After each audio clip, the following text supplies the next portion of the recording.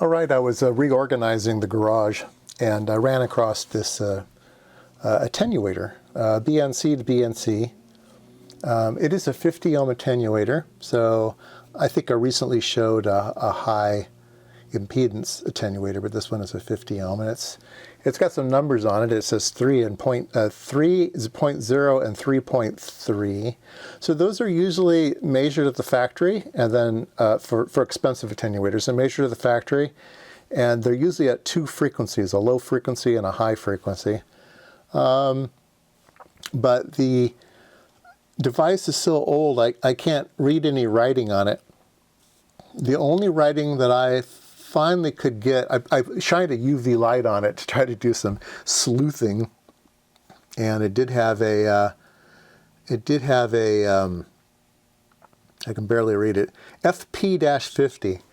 And HP-50 is a part number for TechScan attenuators, and I looked them up, and yep, this looks just like a TechScan.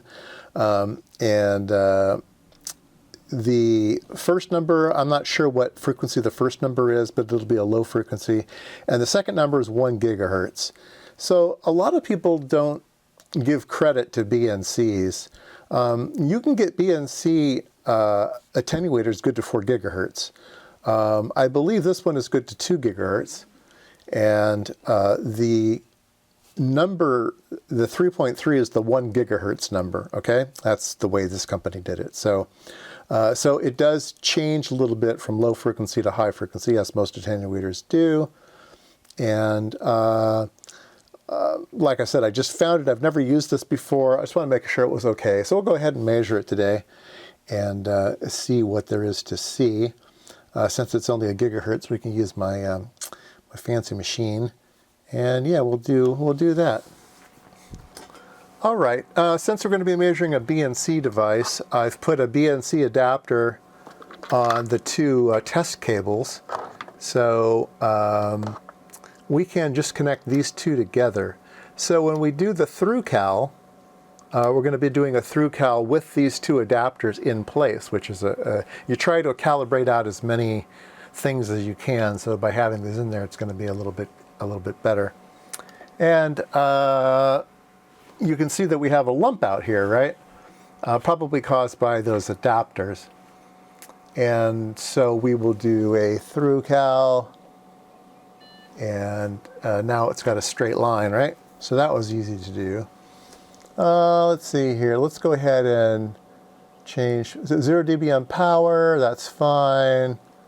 Number of points, 201 points. That's not very many points. Let's increase the number of points. Let's do I'll do the maximum, right? Might as well. 1601. So this will do 1601 points across. All right. And so we'll go back to cal. We'll do a new cal. And there we go. So we're calibrated from 0.3 megahertz to 1.3 gigahertz, right? Okay, then we'll take our attenuator. There's no need to do shorts and opens and stuff because we're just looking at amplitude. We don't need any phase information. Yeah, there we go. So it's pretty nice out to a particular point, and then it kind of goes wavy after that. So let's put a couple markers on. Looks like this marker is almost where we need it. That marker is at some weird value. Let's put that marker at, that kind of is a little bit wavy here, 400 megahertz. 400 megahertz. So that's a 400 megahertz marker. And we'll turn marker 2 on. Let's put marker 2 at 1 gigahertz. And because that's where this thing was supposedly measured. So yeah, so at 1 gigahertz, it's minus 3.17. And at 1 gigahertz, it's minus 3.4. So maybe it's drifted with age, or maybe this is a fancier machine than they had. I don't know. It does start out, let's do marker 3 here. At the beginning here, it's exactly minus 3.1. All right, so I'd say the thing's probably drooped. This one probably started at 3, but now it's 3.1. And it does have a little bit of a slope to it.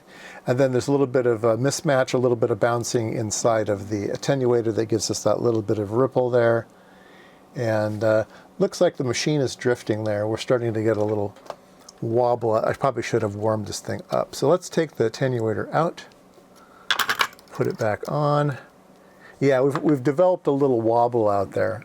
So whenever you make measurements on machines, you really should let your instruments warm up. In fact, it usually says that in the user's manual, let the device warm up for 30 minutes, for an hour or whatever before using. And that's why you start to get this funniness going on out there. Oh, we can do another cow. It's fancy, fast to do. And there we go. And now we're nice and flat again. Probably will be a little more stable this time since we let it warm up a whole 2 minutes. Yeah, but for the sake of these little quick videos here, I don't got the time. There we go. That looks a little bit nicer. A little bit nicer. So now out here at markers, right here at 1 gigahertz, we're minus 3.4. And here, again, we're minus 3.16. So this didn't really change. It was just that little wobble out there at 1.25 gigahertz. Just developed the wobble. All right, just a quick little video today. Checking your supply. You know, go through your stuff and measure, especially if you get used things. Right? I mean, I never paid money for this. It just came along for the ride someday. I don't remember ever buying this. I just remember it just magically showed up one day.